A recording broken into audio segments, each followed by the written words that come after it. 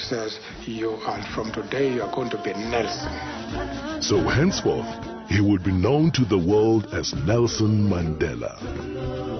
As the son of a chief, Nelson Mandela had access to the best education available to black people in South Africa at the time. Studying at Fort Hare University, where he first became involved in student protest, his refusal to accept injustice, unfairness, and inequality would last a lifetime.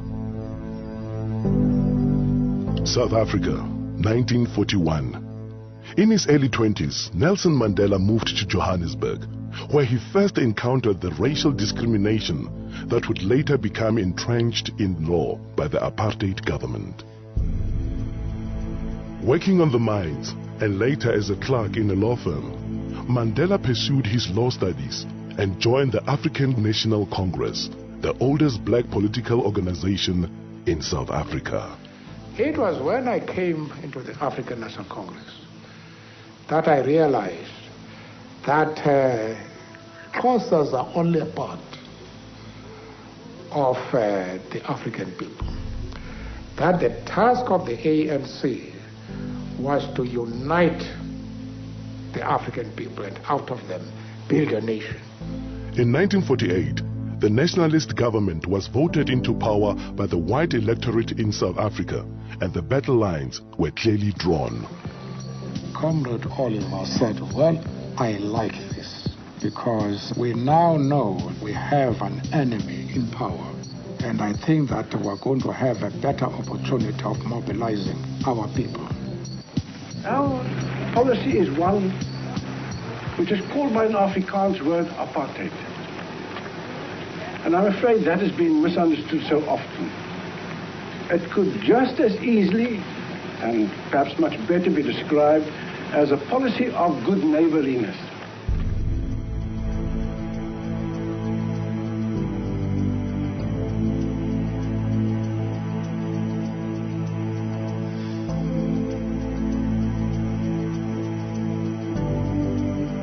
In 1955, the ANC and other organizations called upon people of all races to gather in Kliptown to approve the Freedom Charter, a blueprint for a free, democratic and multiracial South Africa, in which all races would be treated equally.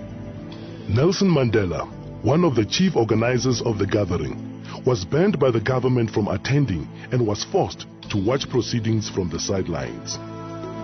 In 1956, the organizers of the Freedom Charter and other leaders in the Congress movement were charged with high treason.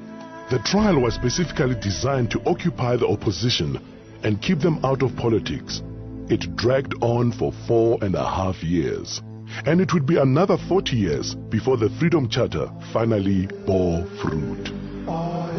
South Africa, 1960, Sharpeville, a black township in the industrial area south of Johannesburg.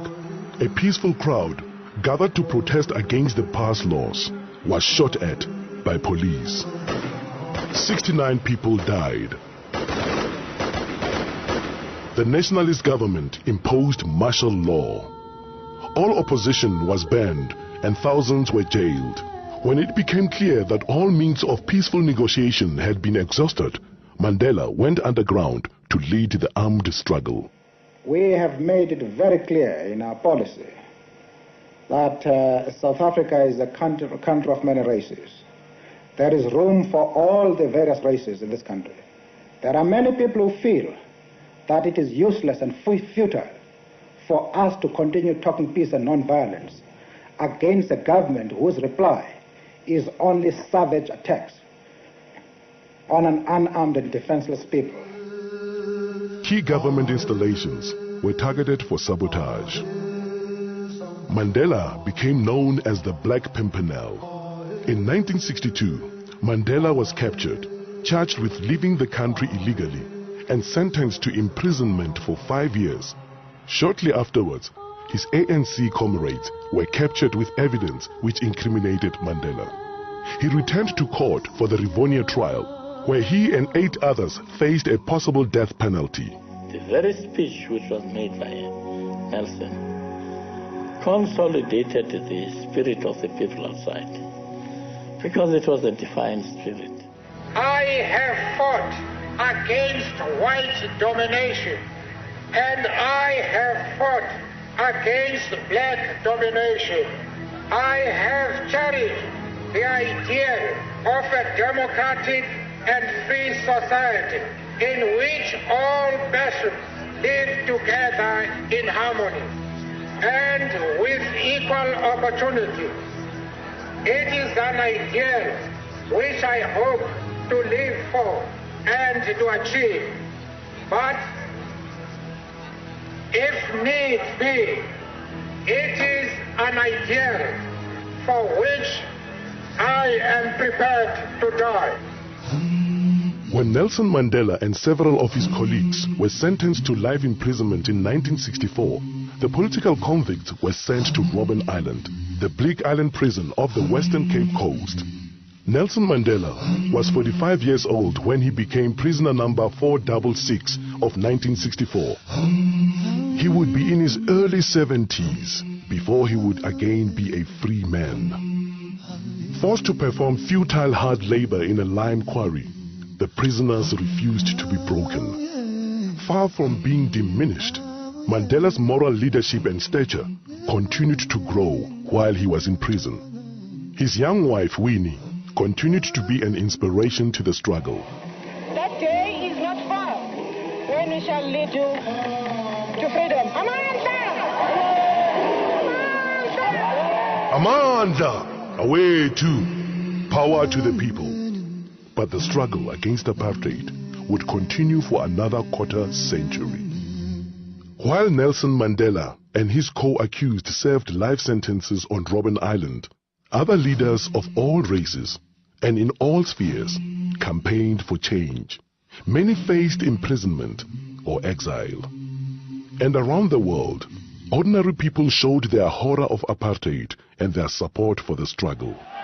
The purpose, friends, of this boycott is for the people of Britain to register on the widest possible scale their passionate protest against an evil and repulsive doctrine which says that a man's legal status, a man's political rights, a man's economic opportunities, a man's social position shall depend solely upon the color of his skin.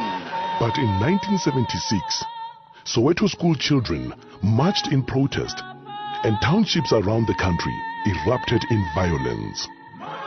It was the beginning of the end for apartheid, but the struggle dragged on for more than a decade as the Afrikaner nationalist government clung to power. I've been lenient and patient. Don't push us too far. In the late 1980s, amid a tide of world pressure, the South African government was forced to accept the inevitable and began dismantling apartheid.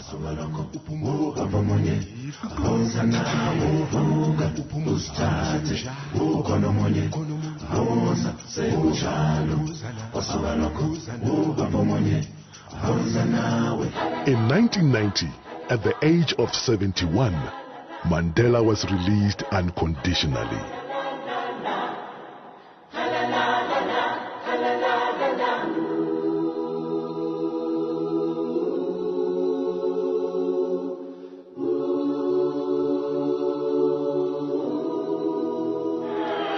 I stand here before you not as a prophet,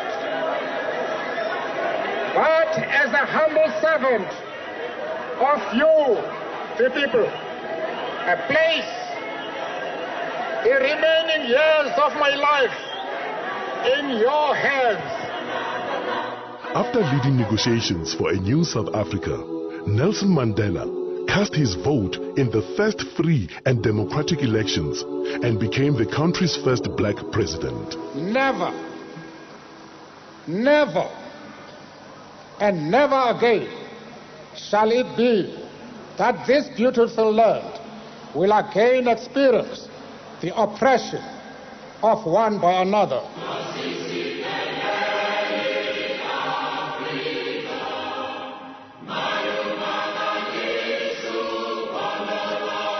For the duration of his presidential term, and throughout what should have been a well-earned retirement, he has worked tirelessly to entrench the ideals he has so long stood for, becoming universally revered as an icon of leadership and humanity.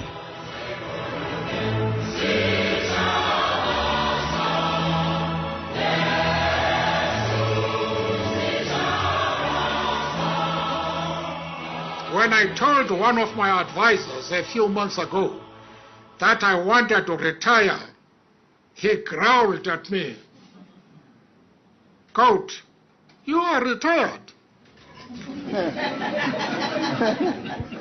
If that is really the case, then I should say, I now announce that I'm retiring from retirement.